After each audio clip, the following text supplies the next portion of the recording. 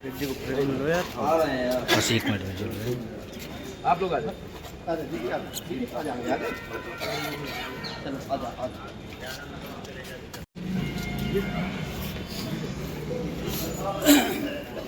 बताया क्या आ रहे हैं। रुको 2 मिनट के लिए एमएलए साहब से बात करना है तो हम लोग कब तक ज्ञापन तो सर हम लोग कई बार ज्ञापन दे चुके हैं। हम कुछ सब बैठिए नहीं मुलाकात हम तो यहीं बैठेंगे। चलो बैठो सभी। कन्हैया जी तुम संघर्ष करो, हम तुम्हारे साथ हैं। कन्हैया जी तुम संघर्ष करो, हम तुम्हारे साथ हैं। कोटेदार एकता जिंदाबाद। लाइए दीजिए रेट चाहे जितना हो। कन्हैया भैया आप पहले ज्ञापन दे तो बाद में काफी पहुंचा देना।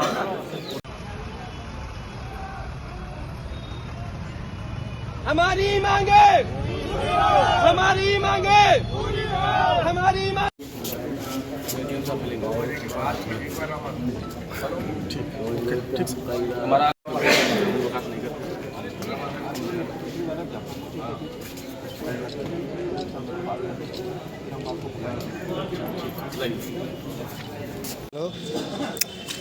अभी रुक जाओ थोड़ा बात करूँगा। मीटिंग है हल्ला मच रहा था।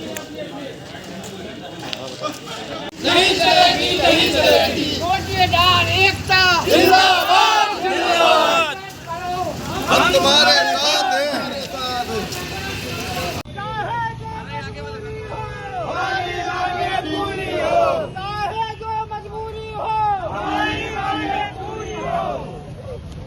कमीशन बढ़ोतरी के लिए माननीय मुख्यमंत्री जी को एवं जनपद की प्रमुख समस्याओं कोटेदारों की जो 7 बिंदु आ रहे हैं उनके लिए माननीय जिलाधिकारी और जिला पूर्ति अधिकारी के यहाँ हम लोगों ने ई-पॉस मशीन जमा करते हुए विरोध प्रदर्शन किया। आगे की क्या रणनीति है? रणनीति अभी है कि माननीय जिलाधिकारी महोदय द्वारा कहा गया कि आवश्यक निर्देश दिए गए कि कार्रवाई कराने की वो करते हैं।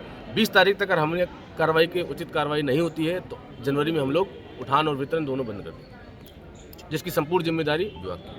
All India fair price shop dealer इकाई हमीरपुर ये एक कोटेदारों का संगठन है जो राष्ट्रीय संगठन है पूरे प्रदेश और देश में, जिसके माननीय हमारे प्रदेश अध्यक्ष राजेश तिवारी जी हैं और राष्ट्रीय अध्यक्ष ओमकार जी हैं।